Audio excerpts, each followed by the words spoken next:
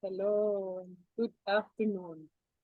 My dear friend Andreas, I am so happy you could have the time to join me, to join us. For this is primarily to introduce you um, to the potential partakers in a workshop that you're bringing to us for the second time. We will use part of our conversation, the first part, to get to know you, for I think this is important.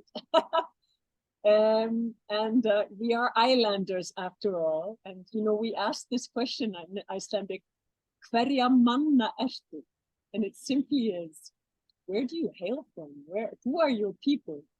So I thought to simply start with this rather open-ended question and put it to you. Who are your people? Where do you come from? So yeah, my name is Andreas Demmel actually, and I'm born in Bavaria to my father Andreas and to my mother Monica. And I grew up in a little village in a very rural and also Catholic countryside. So I'm kind of like close to where the Alps come up in Bavaria. This is where I grew up in the 80s and in the 90s. And yeah, both my parents come from farmer families, so I've been kind of like this is what I saw. This is actually when I was a child. I thought that every grandparent in the world are farmers, which is not quite true, but this is what I thought. And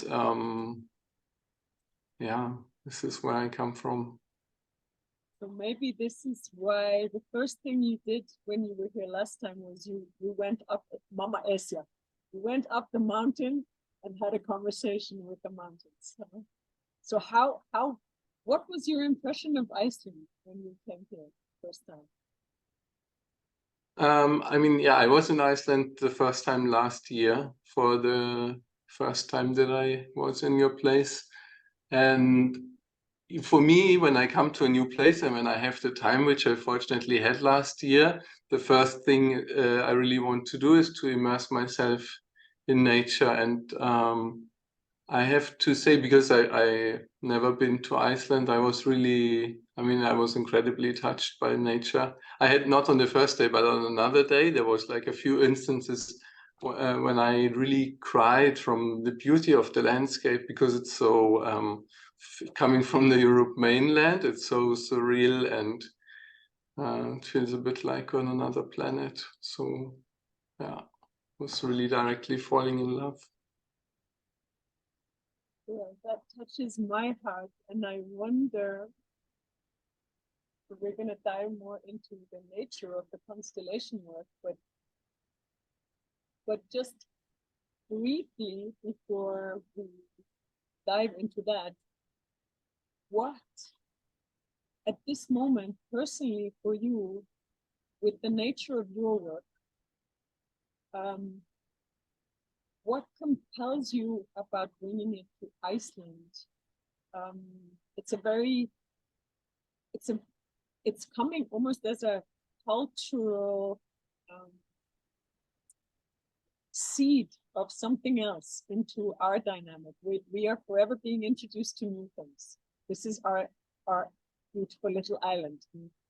And I wonder what the Bavarian youth feels that constellation work, which we're going to go more into later, could bring to an island which actually is almost like one genetic pool.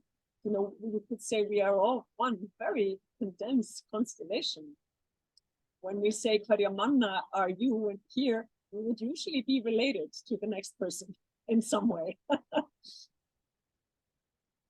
So I mean, yeah, like I said, I grew up in Bavaria, where it's kind of similar, that there's like that it in some areas really feels like very tribal still, especially the closer you come to the mountains. And I mean, for me personally, like my journey also, what brought me to the constellation work and what kept me in there and diving in it and learning more and more about it was that I was really, I mean, even though I was born and growing up in the 80s, I was really burdened with something of the Bavarian and of the German collective, like especially like stories about World War II. I was already like when I was 16, I was dreaming a lot about the war, and I was like my whole life was extremely like heavy.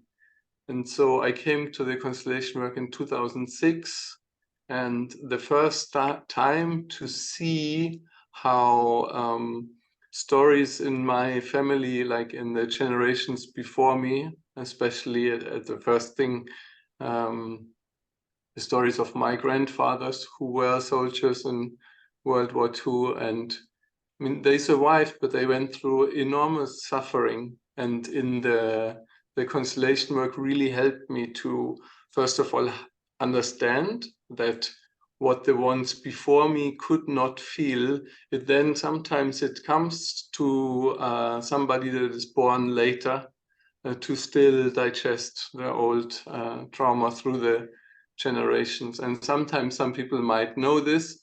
There's nearly nobody in the family that wants to feel or can feel the heaviness of it, and it's stuck with one person. And so I feel it was a little bit like that for me, that I went through all this like pain and suffering, and I did not know why and what's happening. And getting to know the constellation work really like opened something up for me, and like layer by layer getting taken away from me, like to see what the ancestors went through and the suffering they went through and how it affects me.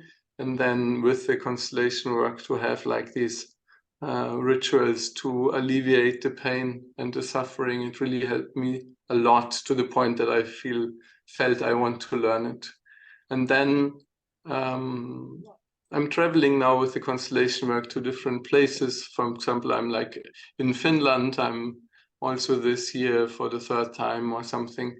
And so there is in every culture there is a history of war and suffering, hardship and conflicts. And so all of these things that are not digested, they can affect us. And so like my invitation also for everybody in Iceland, from Iceland, or also if you come from another culture and live in Iceland, whoever lived before you that could not digest something, that you feel that you're really stuck with it, then this can be an opportunity for you to look into it. Okay, I want to dive into the constellation work, so I'm gonna conclude this piece of the interview with deep gratitude, and Yes. see you on the other side to dive into the nature of how we might work with this individually, and both as facilitators already, or as newcomers to this entirely, or someone awakening to this kind of constellation work, having known something else. So for now, much love. See you in just a while.